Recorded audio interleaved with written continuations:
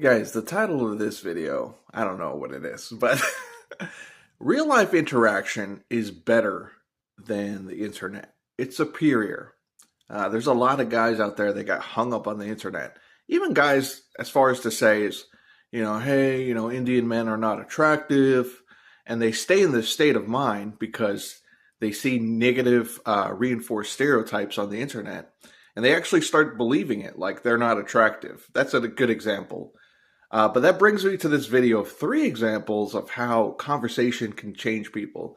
So the first one is one guy that I'm actually really proud of. I kind of, kept him at arm's length at first, and I have a friendship with him for like 2 years.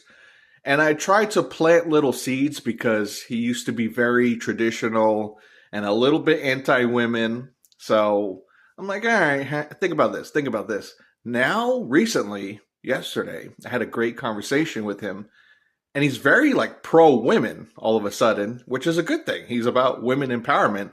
And I remember I mispronounced this powerful woman's name, right? He's like, it's actually this. And I'm like, okay, mister, we see where you're going. So like he was telling me that, what about this when it comes to women? What about this? I was like, yeah, that's great. So conversations helped that man change. I think so many times we get caught up in, looking at internet figures and thinking, oh, this is the way it is. This is the way the world is. But in real life, people change. The second example is another kid. He was very feeling lonely, and I could tell that he was feeling very sad. People were picking on him, right? And I didn't like that. I do not like to see that.